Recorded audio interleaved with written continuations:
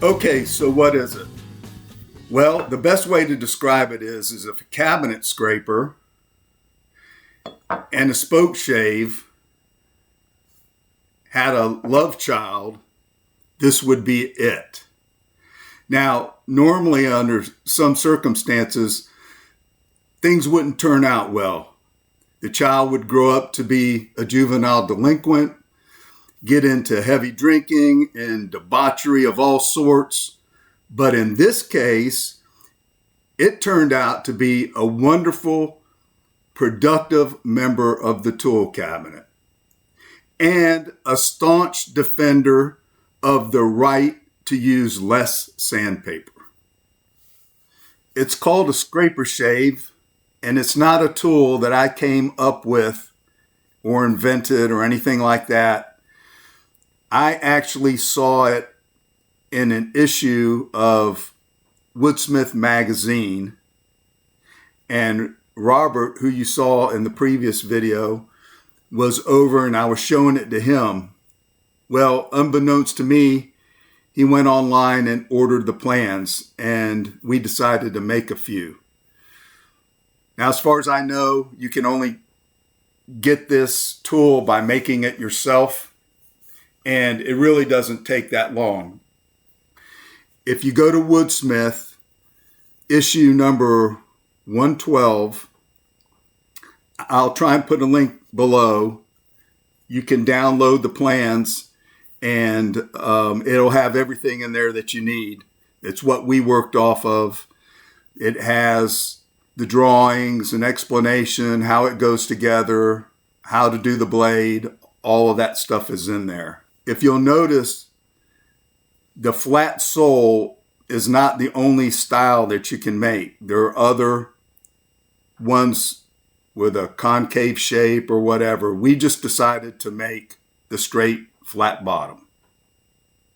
After having built and used the scraper shave, I can honestly say that I really wish I had had this tool decades ago. No question at all. So what exactly is a scraper shave, and why would you want to build one? Well, essentially it's a tool for cleanup, and it cuts down on your sanding and just makes life a lot nicer for you. It'll clean up any kind of cut marks, such as what the bandsaw leaves or anything like that, and you can take it down almost like using a plane, but you have a lot more versatility with it. The scraper shave basically cuts with the use of a hook that you put onto the blade that's 90 degrees in the body of the scraper shave, and it takes a really fine shaving with that hook. And with that hook, instead of a blade like you find in a spoke shave, you can use it on difficult grain and areas that a spoke shave just really wants to dig in and give you trouble and cause you some problems. So you get a lot more versatility out of the scraper shave. And it really is just fun to use. Why would you want to build one? Well, you can customize it any which way you want.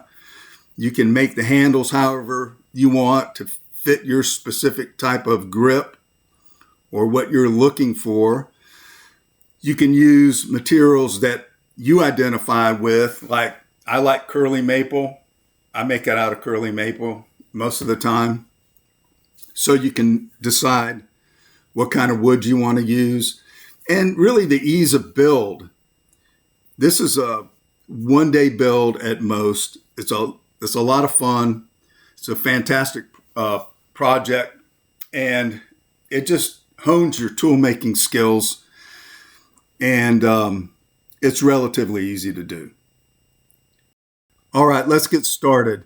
You're going to take your plan and make a template, and you're going to get your length. You're going to cut it off at the table saw, And then you're going to come back and draw it on your blank.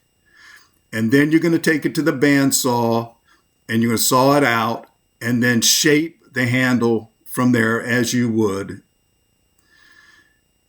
Here Robert is planing the rosewood insert for the escapement.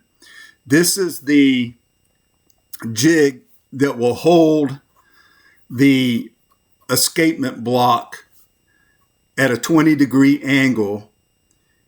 As you can see, there's 2 stops, one on each end, and that will give you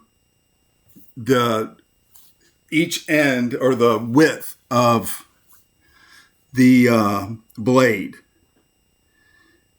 And that is going to be your personal preference pretty much.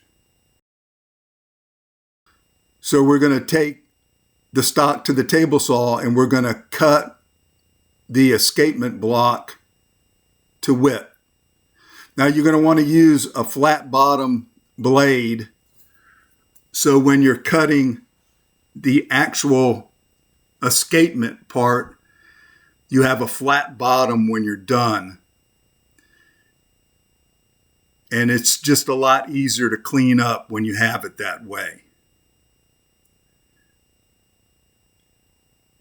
If there was a hard part of this build, which most of it is not, this would be the most challenging, is just to get that block in there and cut your escapement for your shavings to come out. And in a second, Robert's going to show us what that's going to look like. There you go.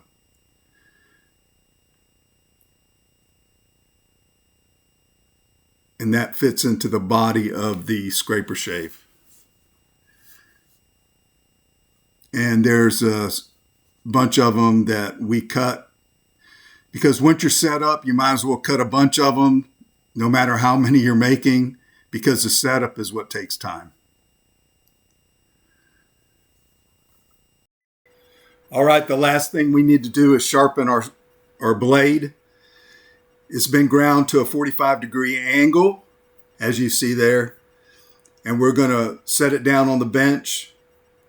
And we're going to run the burnisher over the back side of it to consolidate the metal. This is called ticking also. And you can do maybe 20 strokes, something like that, maybe less. The bevel is facing that way. I'm going to consolidate this edge. And normally I would adjust it a little bit in the vise, but for clarity here.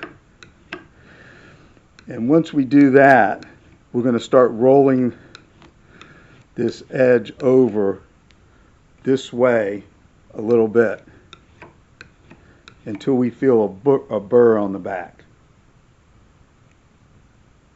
And you really don't need a whole lot. I'm putting a bit of pressure, but not a ton.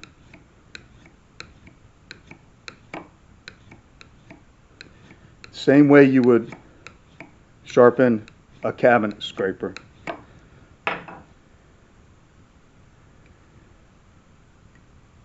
And I've got it on the edges, but not quite in the middle there. So just kind of work that a little bit.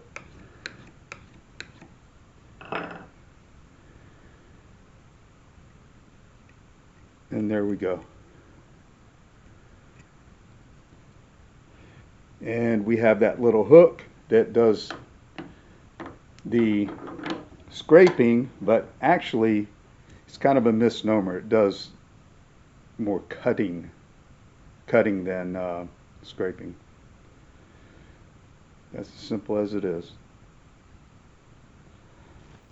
So have I convinced you to make one? It really doesn't take that much time, and if you do it, you'll have it for the rest of your life.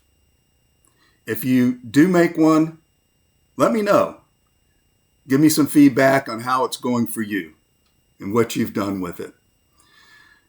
Well, I appreciate you stopping by, and we'll catch you on the next one.